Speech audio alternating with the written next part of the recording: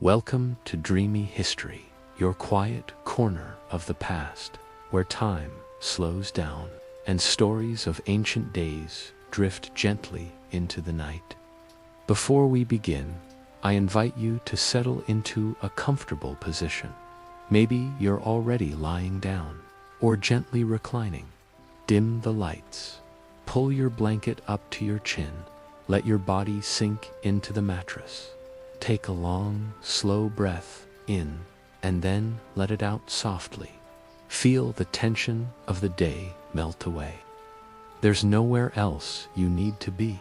Tonight, we'll explore something calm, quiet, and surprisingly intricate: the record-keeping methods of ancient Egyptian tax assessors. These were not grand priests or famous pharaohs, but humble officials whose daily routines shaped the very order of the kingdom. Their work was slow, methodical, and utterly essential.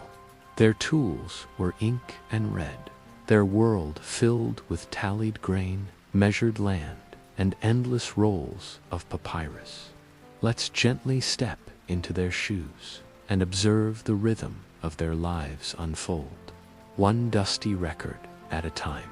The day begins quietly, almost imperceptibly, as the soft, pale light of dawn begins to creep through the thin openings of the mud brick dwelling. This small structure, like many others scattered across the Nile Valley, is constructed from sun-dried bricks made of mud, straw, and silt gathered from the riverbanks.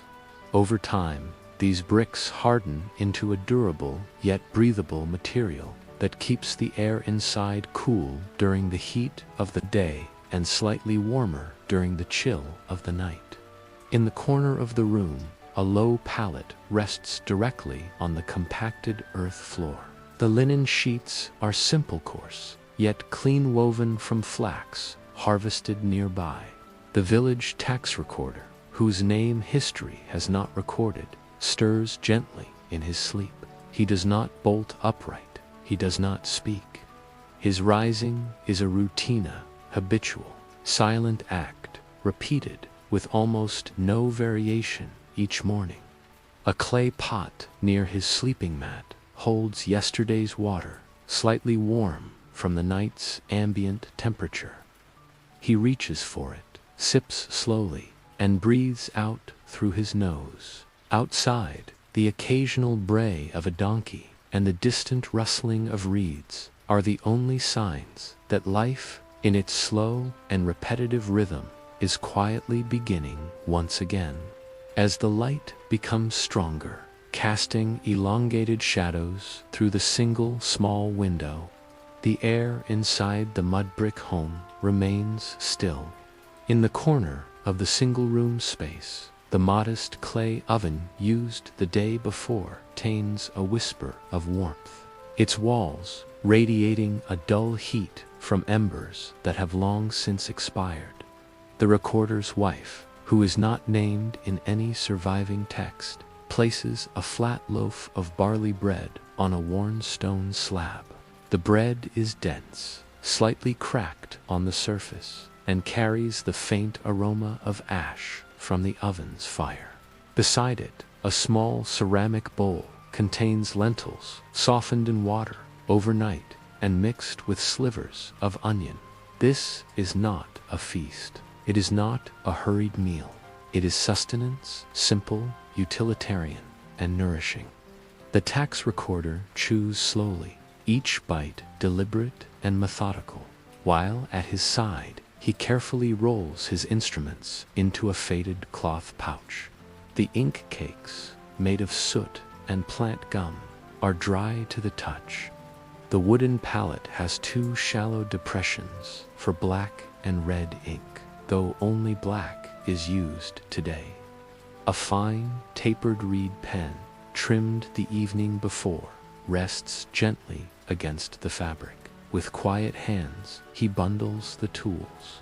Outside, the sun has risen further, but inside, time still feels slow, paused in the repetition of a daily ritual that has no beginning and no end, only quiet continuity. With his pouch of tools tucked beneath his arm, the tax recorder steps outside, where the narrow earthen path stretches ahead, flanked by low mud brick walls and patches of flattened grass. The air carries the faint scent of dry soil and trampled straw. It is not hot yet, though the day's warmth is promised by the golden light that touches everything with a sleepy hue. His sandals, made of woven papyrus fibers, crunch lightly against the fine sand and dust that coat the path. He walks slowly, not because he is tired, but because there is no reason to hurry. Along the way, he passes neighbors, farmers, and basket weavers, herders and potters, who greet him not with words, but with slow, respectful nods. The fields beyond the village lie quiet, their crops gently bending in the morning breeze. Oxen pull simple wooden plows as a boy whistles softly to them. A pair of ibis birds flaps lazily across the sky, casting elongated shadows that stretch over the grain. The recorder walks this path every day. He knows each stone, each uneven bend, and yet there is no boredom, only the comfort of repetition. With each step, he inches closer to the fields where his work will begin. Not exciting work, not glorious work, but steady, necessary work that has remained unchanged for generations. Upon reaching the edge of the cultivated land, the tax recorder greets two farmers who have been waiting patiently beneath a simple woven reed shade. These are tenant farmers, perhaps tending land granted by a temple or a local noble. The boundaries of their plot must be confirmed before taxation can proceed. The recorder unrolls a knotted measuring cord, known in the local language as a rope of cubits. It is a thick, coarse rope, marked at regular intervals with knots, each representing 1 cubit, the standard unit of measure, roughly the length of a forearm. The three men move in quiet coordination, with one farmer holding the start of the rope, while the other helps stretch it across the field's edge. They pause at each knot.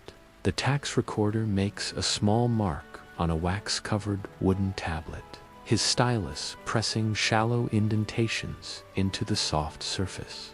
The tablet is temporary. Its markings will be transcribed onto papyrus later, once he returns to his shaded recording spot. The soil beneath them is dry and crumbly, bearing traces of last season's harvest, withered stalks, cracked husks, and the occasional broken reed. There is no need for conversation. Each man understands the rhythm of this task. It is the same as last year. It will be the same next year. Nothing has changed, and that is exactly as it should be. Later in the morning, the recorder settles under the wide shade of an acacia tree whose gnarled roots stretch out across the dry earth. The farmers sit a few feet away, speaking in low tones about irrigation and weather patterns. The scribe, however, is focused on his ledgers. He places the wax tablet beside him and unrolls a section of papyrus that contains past assessments. The black ink, though faded, is still legible. Each line records the same information: owner, size of field, previous yield, assessed tax, and actual delivery. He murmurs softly as he reads, then references his fresh measurements from earlier. The tax, as always, is set at a fixed fraction 1/5 of the estimated yield.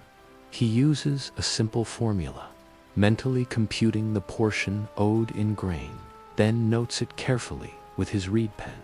The ink flows slowly, pooling slightly before drying in the sun. Nothing about this moment is urgent. Nothing about it is complicated. It is the slow arithmetic of sustenance, the quiet governance of harvests. The farmers watch, but do not interrupt. They know the process. They have lived through it many times.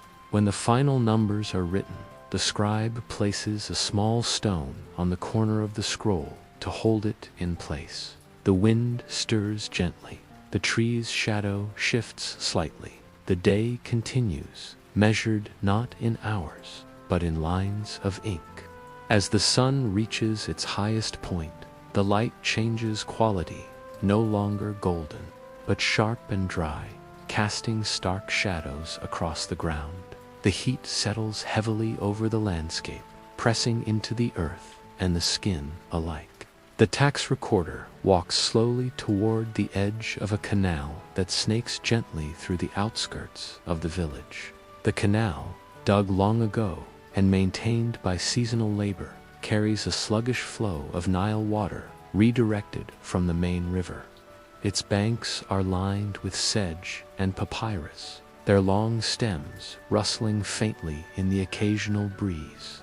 A pair of water buffalo wade slowly into the canal, their legs disappearing beneath the surface, their thick hides barely disturbed by the insects circling above.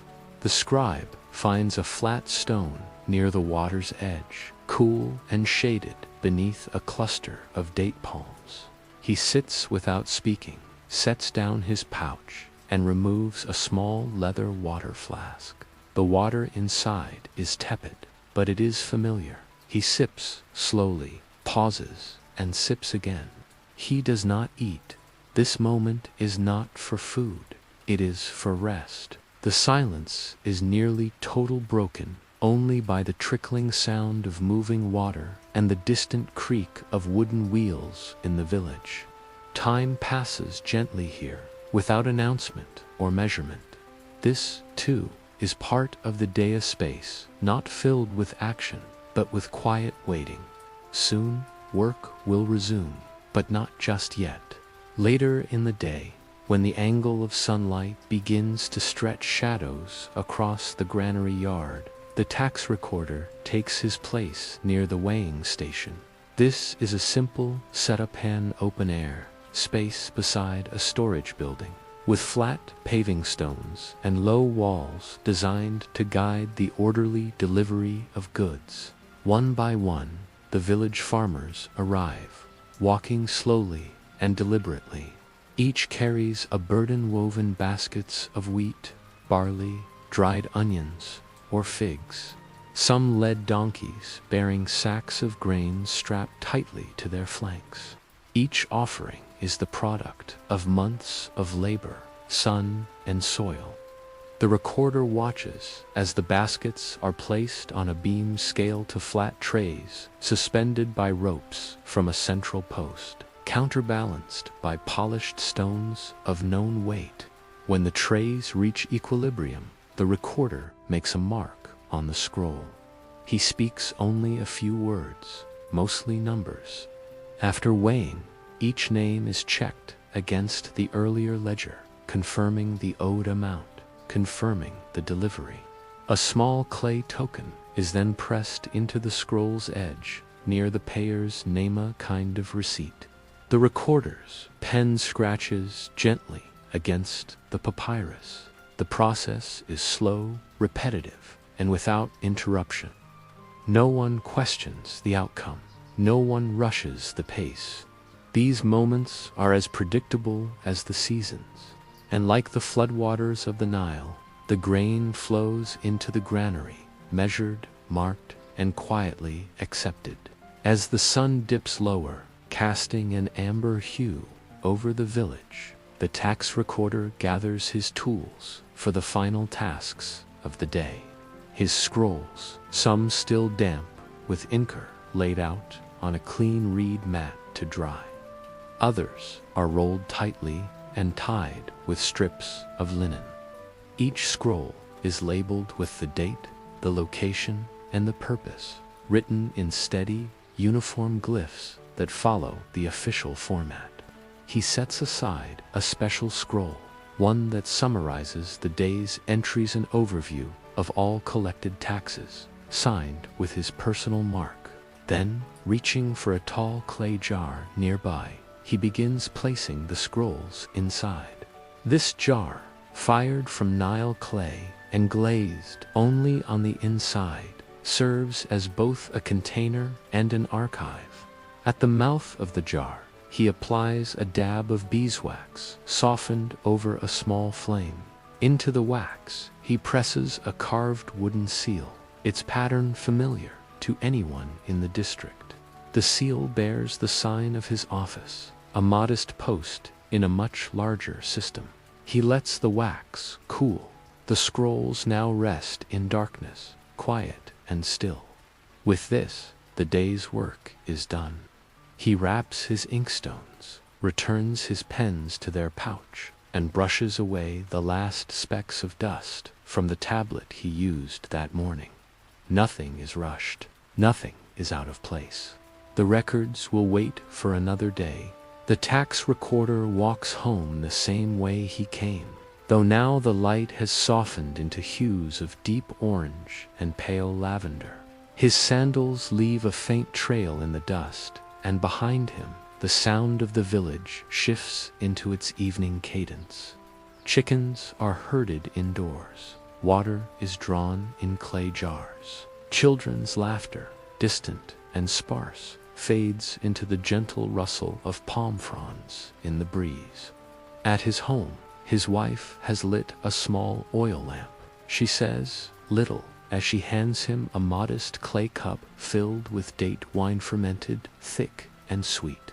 He accepts it with a nod, sits on the low stone bench outside their door, and sips slowly. His body relaxes, not with joy, but with release. Today's tasks were many. Tomorrow's will be the same. But for now, the cool air soothes his limbs. He watches the first stars appear, dim at first, then clearer as the horizon darkens. He does not smile. He does not speak. He simply sits in the deep quiet of evening, with the weight of routine resting gently on his shoulders. There is comfort in this silence. There is peace in repetition. This was one day among thousands and changing, uneventful and complete. In the early morning, before the streets of Fayum fill with voices, or the granaries open their gates, Kai, a royal scribe of modest rank, arrives at the local office of records. This building is not grand, built from limestone blocks. It sits low to the earth, its surface marked by years of wind, sun, and the occasional brush of floodwater during seasons of high Nile. The entrance is narrow, the lintel above it etched with faint hieroglyphs denoting its function. A place of preservation, of judgment, of daily administration. Kai does not knock. He does not greet anyone. He simply enters. The interior is dim, the stone cool against the skin. The smell is familiar, a mixture of dry papyrus, faint lamp oil, and the chalky scent of crushed limestone dust. Scrolls are kept along the walls, carefully rolled and tied with flax twine. Clay seal impressions are stacked neatly in a corner. Kai steps softly to his station, unrolls a scroll, and places his reed pen and ink palette beside it. He does not speak. He does not stretch. He simply begins checking the seal, aligning the edge, brushing away dust. This space belongs to time, and Kai, like the scrolls he guards, waits silently for the hours to pass. By mid-morning, Kai turns his attention to a reed basket filled with bundled scrolls from the last tax season. These are not decorative scrolls. They are practically bearing the same repetitive format, each carefully marked with dates, districts, and the volume of goods received. Kai lifts one scroll at a time, brushing its edge clean with a narrow strip of linen. He inspects each seal, checking for cracks or signs of tampering. Then, with quiet precision, he transcribes the scroll's header onto a fresh master list, a long sheet of papyrus meant to summarize and index the entire season's archive. His pen moves slowly, dipping into black ink made from soot, acacia gum, and water. The characters are small, evenly spaced. He writes in a practiced, monotonous rhythm, repeating lines of numbers, names, and totals that have little variance from scroll to scroll. The process is not creative, it is mechanical. That is what makes it dependable. After recording a scroll's contents, Kai places it in a clay jar labeled by season. He replaces the wax seal with one bearing today's date. No emotion crosses his face. Archiving is not about meaning, it is about structure. He continues, one scroll after another, until the basket is empty. Later in the morning, just after the first round of scrolls has been stored, Kai receives a visitor. A man named Nebtu stands at the entrance, his feet coated with field dust, his tunic damp with sweat. He carries no scroll, no offering, only his voice and a complaint. He claims his tax was miscalculated, citing flood damage that delayed his planting. His tone is quiet but steady. Kai does not rise to meet him. He gestures softly for the man to sit. Then, without expression, he retrieves the ledger from that month, opens it to the appropriate district, and runs a finger down the rows of inked entries. The entry is there, 5 baskets of barley, paid in full, but Kai is not here to debate. He compares Nebtu's record with weather notations from the Nilometer Logos slow growing season, moderate flood levels. He lifts another scroll from the clay shelf and rechecks the farmer's previous years.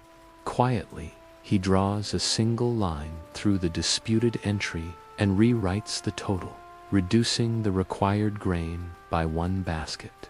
He seals the correction in red ink. Nebtu thanks him once and leaves.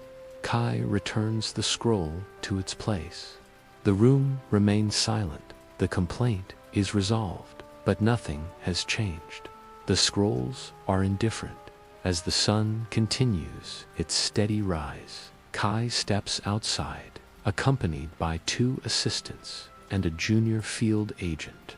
It is time for the annual audit of Fayem's outer fields. These lands are flat, their soil cracked from the dry season, with the remains of harvested wheat still visible in the wind. They walk slowly, deliberately, toward a measured boundary marked with stones and worn sticks. Kai carries with him a knotted measuring cord, each not a cubit apart, each segment tied carefully according to the standards of the time. They stretch the cord across the field's edge, and at each stop, a measurement is quietly called out. Kai writes, nothing yet. He listens. Once the perimeter is measured, he opens a wax tablet and begins recording the length and breadth of each section.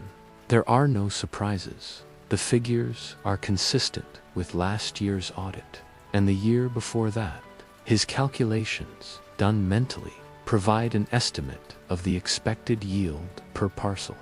This figure will become the basis of the next year's tax. He records it without ceremony. The field is dry. The sun is high. The measurement is done.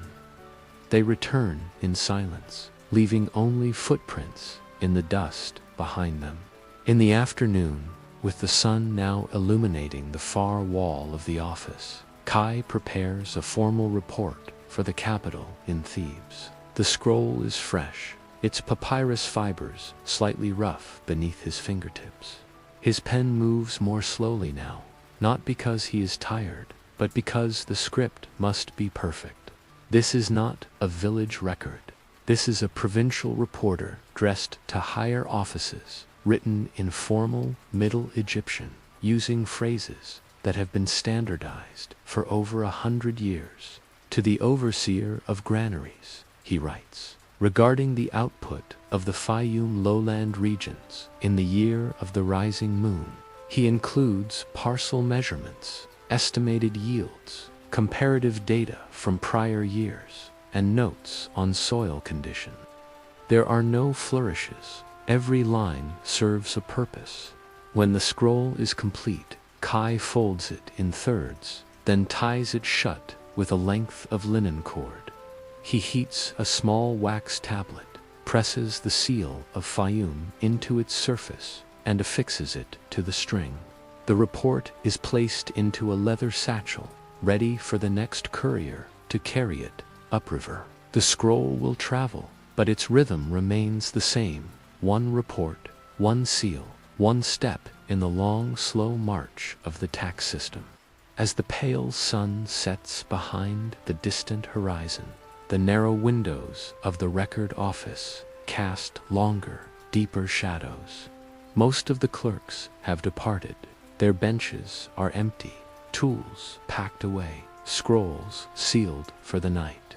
But Kai remains seated at his familiar desk. A small flame flickers atop an oil lamp made of simple clay, the wick trimmed short to conserve oil. The room is now silent, except for the faint scratch of his pen and the occasional creak of papyrus shifting in the breeze. He reads slowly from older ledgers, some dating back to decades, comparing entries line by line, measuring the consistency of grain yield from the same plots across changing seasons. The ink is faded but readable. The handwriting is different, perhaps a predecessor, perhaps his own from younger days. He does not comment aloud. He only traces the entries, making new notes in smaller script. Outside, dogs bark softly in the alleys. Somewhere, the pluck of a lute drifts faintly through the air. Kai doesn't pause. There is still light left in the lamp. There are still scrolls to finish.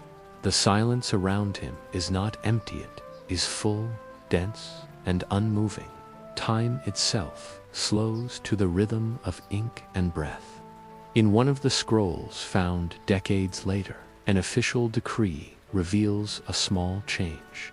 Kai of Fayum is hereby named Deputy Overseer of Storehouse Accounts. The text is brief, the handwriting formal but restrained. The promotion did not come with ceremony. There was no celebration, no procession, no audience with royalty. Only a new assignment. With it came a modest increase in his grain allowance, enough to feed his household for a few extra days each month. He also received a new clay seal, stamped with the emblem of the district, which he was now authorized to use on behalf of his superior. On the first day in his new role, Kai arrived earlier than usual. He sat at the same desk, used the same tools, wrote in the same ink. His responsibilities had changed, but his method had not. He continued to weigh, compare, and copy. The new seal rested beside his old one, indistinguishable except for a single line of inscription. It would be used many times, but never remarked upon. Such was the nature of advancement within the bureaucracy, quiet, gradual, and without applause. It was not the title that mattered, only the scrolls. Centuries later, long after the buildings had crumbled and the reeds had grown wild along the canal, archaeologists uncovered a sealed clay jar buried beneath the dry soil of Fayum. Inside were over 30 scrolls, each carefully rolled, labeled, and still bearing intact wax seals. The name Kai appeared again and again. His script, once routine, now seemed precise and deliberate to the modern eye. These records contained grain tallies, parcel measurements, and tax receipts, none of them remarkable on their own. Yet together they revealed something more enduring, the consistency of a life lived in faithful repetition.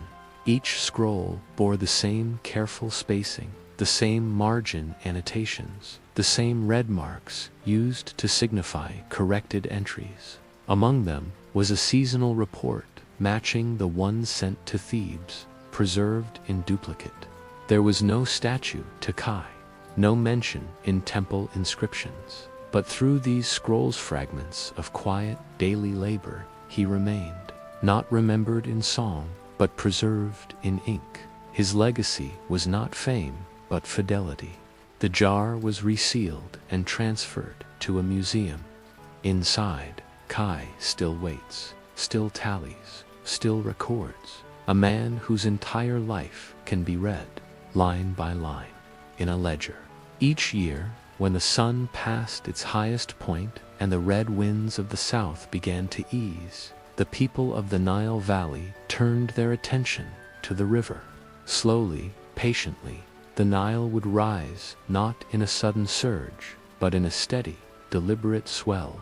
It began far to the south, in the Ethiopian highlands, where rains fell with quiet determination. These waters traveled northward, joining tributaries and collecting silt until the river thickened into a slow-moving tide. To the Egyptians, this was not just a seasonal pattern, it was a divine breath, a rhythm tied to Mat, the cosmic balance. Without this rise, there would be no fields to till, no crops to grow, no taxes to collect. The people watched the water level in silence. They knew the signs: reeds bending at new angles, riverbanks dissolving grain by grain, the low groan of water pressing against the wooden hulls of moored boats. The Nile did not rush, it expanded, gently and persistently. It filled canals, overflowed into basins, and slowly reawakened the soil. No one announced the flood. It simply arrived, reliable, impartial, and entirely beyond control. It was measured, it was recorded, and it was obeyed. To understand how taxes were determined in ancient Egypt, one must begin not with coin or ledger, but with water. Specifically, the measurement of it. Along the Nile, especially near temple complexes or administrative hubs, stood a structure unlike any other, the Nilometer. Though the name is modern, the function is ancient. The Nilometer was not large or ornate. It resembled a simple stone well, cylindrical or square, with steps descending toward the water level. In some locations, it was housed within a small chamber with a narrow slit in the ceiling, allowing in only filtered sunlight and the occasional bird call. Inside, silence dominated. The stone was always damp. The air was cool, smelling faintly of algae and earth. Priests and tax officials would descend the steps barefoot, their feet splashing quietly in the shallow water below. They carried no scrolls, only memory and reverence. Upon reaching the bottom, they examined the markings carved into the column or walls, numbers etched by hand, weathered by years of observation. The waterline was compared to previous years, and the depth was noted. Then, without fanfare, they ascended again. Outside, scribes waited to record the number. It was never questioned. The measurement was sacred. The marks along the Nilometer were not just numbers, they were declarations. A reading of 16 cubits meant Harmonian ideal flood, sufficient to nourish fields, without washing away the delicate system of canals and basin walls. Fewer cubits meant drought, and more meant risk of damage. It was not simply the amount of water, but its consistency, its duration, and its retreat that mattered. Each cubit was equivalent to a tax adjustment. A low flood might result in reduced obligations or in emergency grain relief. A high flood, though dangerous, could be a sign of great fertility, and thus higher taxes. The reading itself was passed on from official to scribe, and from scribe to scrawl. Often the same number would be copied multiple times, appearing in the records of local temples, regional granaries, and royal archives. There was no discussion, no speculation, only the number. It formed the basis of land assessment formulas for the coming year. The measurement did not change, even if the harvest did. It was the point of origin from which all agricultural taxation began.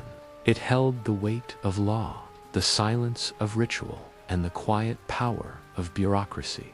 One number could feed or impoverish an entire nome. While the nilometer served a practical purpose, it was never separated from ritual.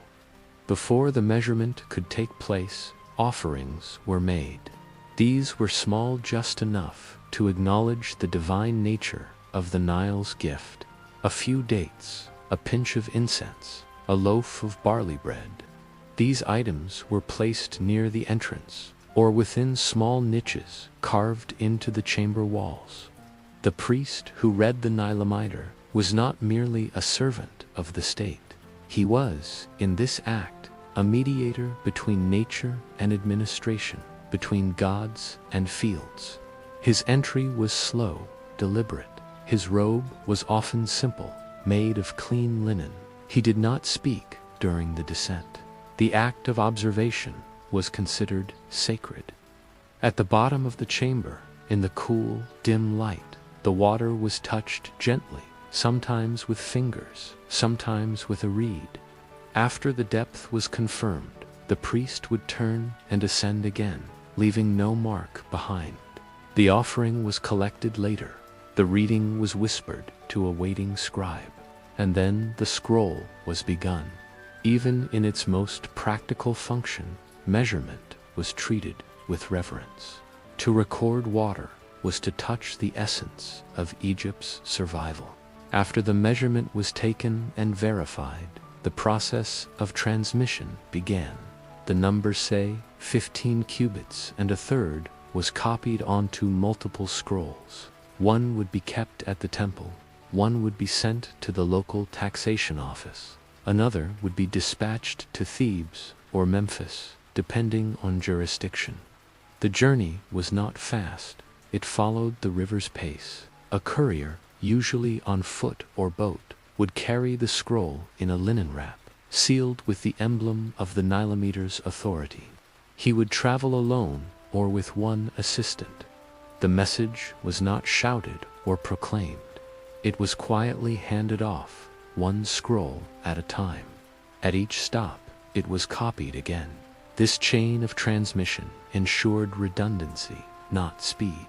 Each scribe, along the way, would compare the number to past readings, adjusting projected grain quotas and rebalancing district allocations. A half-cubit variation could mean a 10% change in expected yield. It did not matter whether the fields had been sown or not. The flood dictated the scroll, and the scroll dictated the tax. This paper trail, etched in black ink, flowed outward from the nilometer like the river itself, slow, steady, unerring. In quiet rooms, behind the granaries and temple courtyards, the flood records were stored, not for a year, not for a generation, but for centuries. These scrolls were carefully rolled, tied with flaxen cords, and placed into ceramic jars, sealed with wax. Each jar bore a label written in red, the year, the reading, and the scribe's name. These labels faded slowly, but the scrolls inside remained protected. The chambers were dark and dry, often below ground. The smell of aged papyrus mingled with the scent of clay and long-extinguished oil lamps. Only a handful of people had access. Their task was not interpretation, only preservation. When disputes arose about land, about grain, about tax, it was to these archives that officials would return. A clerk would gently open a jar, remove the scroll, and unroll it atop a flat limestone slab. Dust was brushed away with care. The ink was read aloud in a whisper, never in haste. The record was checked, cited, and replaced. No scroll was discarded. Each held the weight of history.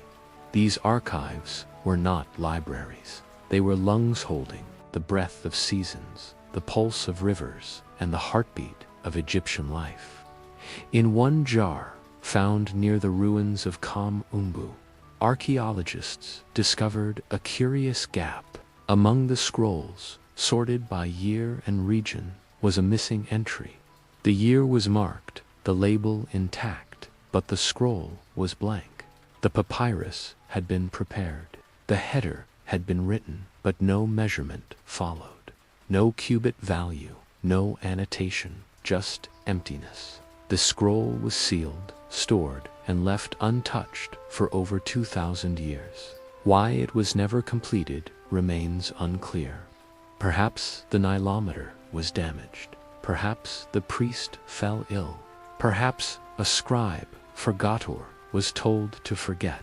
The silence on the scroll echoed louder than any entry. Later records continued as if nothing had happened. No footnote, no correction, just an invisible space in the sequence of measurements. Historians debate its meaning, but the scroll itself offers none. It simply exists, quietly, among the others. A fragment of bureaucracy left unresolved. A reminder that even in a system built on precision, gaps could remain.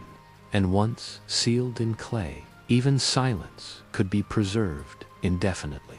To the tax officials, the nilometer was not merely a ruler, it was an oracle. Its markings were not forecasts, yet they shaped expectations. A low reading might bring anxiety, leading to reduced planting.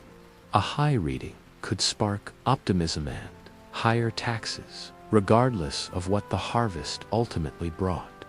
The measurement was singular, but its ripple extended far. The officials treated it with gravity. They recorded it with reverence. They cross-checked it with local yields, but rarely questioned its authority. In this way, the Nile spoke not through floods, but through the numbers left behind. The scribes listened, they copied, they filed, and then they waited to see whether the fields would match the forecast. When they did not, it was the scroll that remained accurate. The river's behavior was unpredictable. The nilometer's reading was not. That was its strength. It brought structure to uncertainty. Each year, the Nile whispered a number. The officials answered not with action, but with ink. And long after the waters receded, their response remained dry, rolled, stored, and still. The Bureau of Grain Records in Memphis was not a loud place. It was not a place of shouting, negotiation, or debate. Instead, it was a place of repetition, documentation, and order. The building was long and rectangular, its interior dimly lit by small windows positioned high in the walls. Sunlight came in at an angle, filtering through thin layers of dust that never fully settled. Along the limestone walls stood rows of shallow niches carved directly into the stone, each holding scrolls rolled tightly and secured with linen cords. The floor was smooth, worn by years of sandals shuffling over its surface. Inside this hall, time moved differently.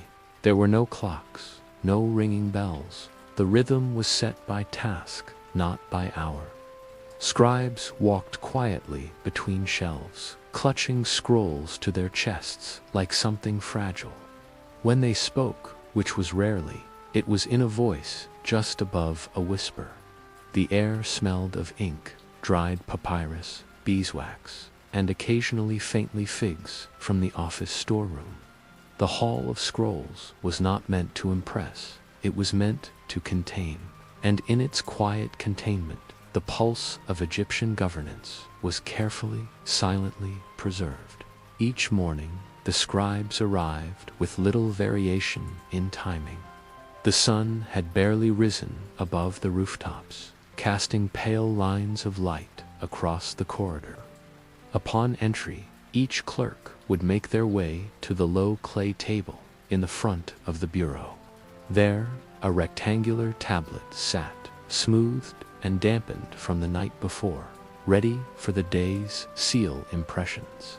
The process was simple.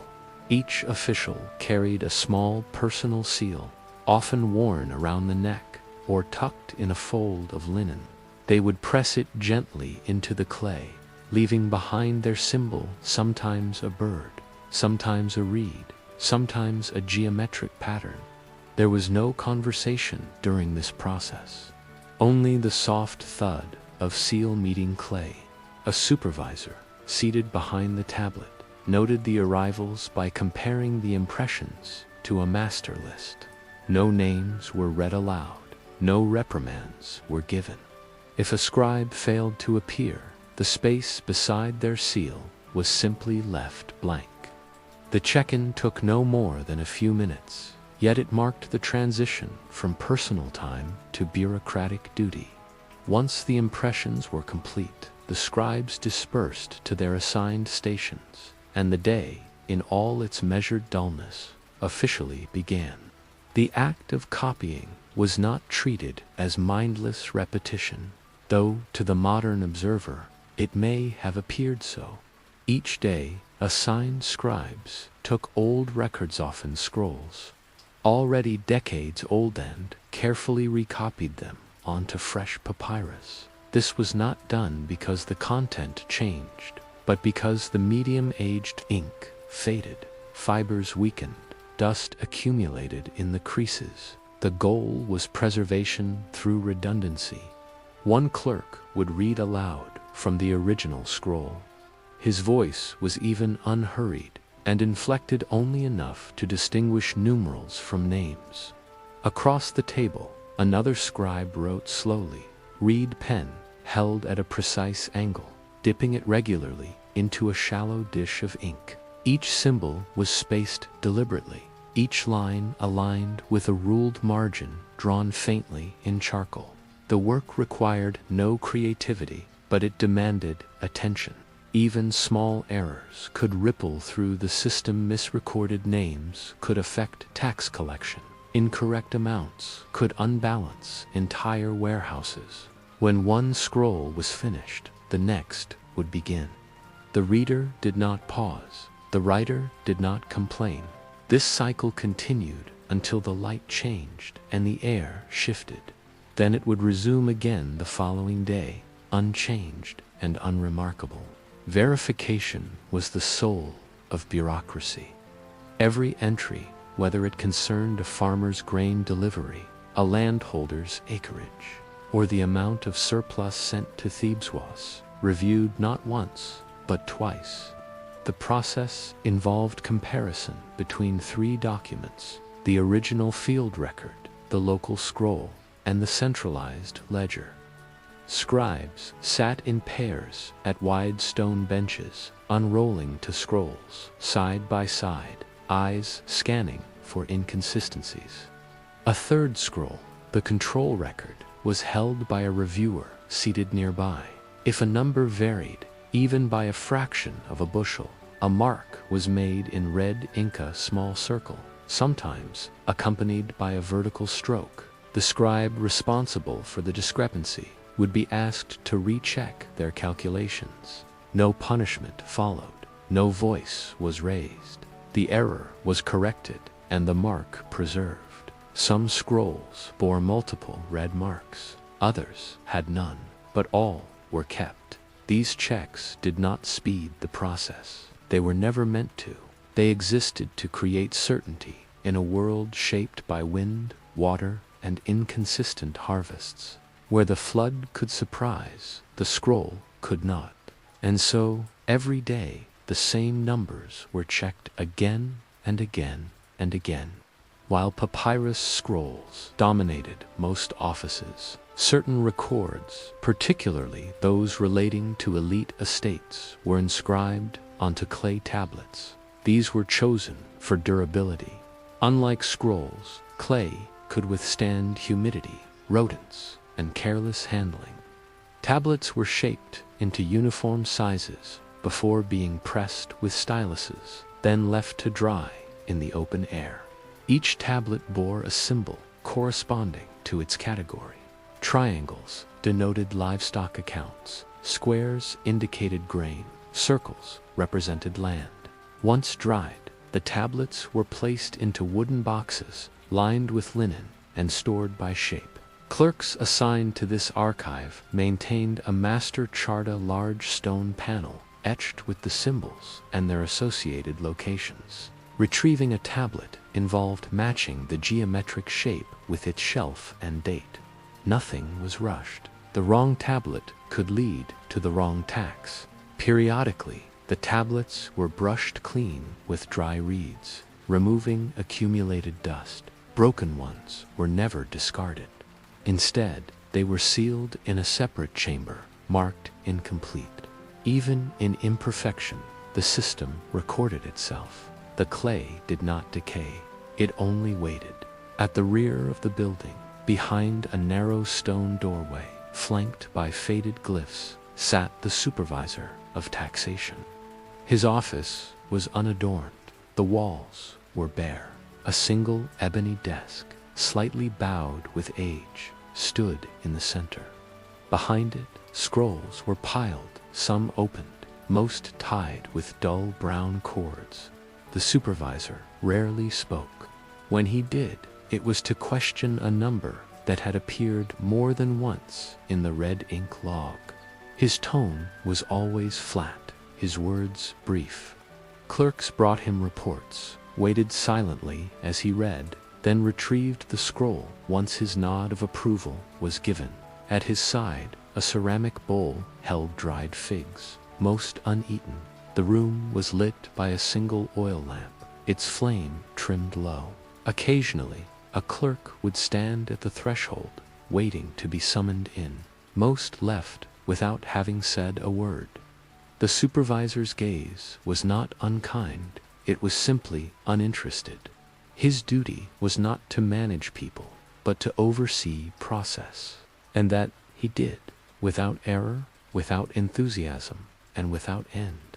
As daylight waned and the corridor shadows lengthened, the scribes entered their final task of the day filing. Scrolls were rolled tightly, tied with linen, and labeled with the day's date using red ink. Each scroll was then dipped slightly in wax and pressed with the seal of the Memphis Bureau. This act, while routine, was done with care. The wax had to cool properly. The seal had to remain legible. Once sealed, scrolls were placed in tall amphory ceramic jars designed for storage, each labeled with the current month and the district of origin. These jars were arranged in rows, sometimes stacked, always catalogued. A wooden board listed their contents, updated with each new addition. The atmosphere was quiet, methodical. No one spoke unless necessary. The work was not difficult, but it was precise. A misplaced scroll could delay a payment or confuse an audit. When all scrolls were stored, the scribes cleaned their benches, covered the inkwells, and extinguished their lamps. One clerk remained behind briefly to record the total number of scrolls sealed that day. Then he, too, left. As the sun slipped below the edge of the horizon and the rooftops turned the color of faded linen, the Bureau of Grain Records returned to stillness. The last footsteps echoed down the empty hallway, growing fainter until silence returned. In the dimness, the sealed scrolls rested undisturbed. The air cooled. Dust settled back into place. A faint scent of extinguished oil and papyrus lingered. No sound remained except the soft creak of wood cooling in the night air. The scrolls waited in their niches, each one a silent testament to the day's work and read, uncelebrated but permanent. Outside, torches flickered in the street. Inside, the archive pulsed with quiet life names preserved in ink, numbers arranged with care, seals pressed by steady hands. It was not beauty, it was not drama, it was continuity. As night took hold, the hall stood unchanged, just as it had the day before, and just as it would remain the day after. The bureaucracy slept, but it never stopped. And now, dear listener, the scrolls are sealed, the ink has dried, and the Nile, somewhere far away, flows on as it always has. As you lie beneath your blankets, let yourself drift as the scribes once did, slowly, calmly, into the silence between thoughts. They spent their lives recording names that have long since faded. But your name is yours, and your night is yours too. Close your eyes, feel the stillness of the past, and let the quiet rhythm of ancient record-keeping carry you into sleep. Good night, from the scribes of dreamy history.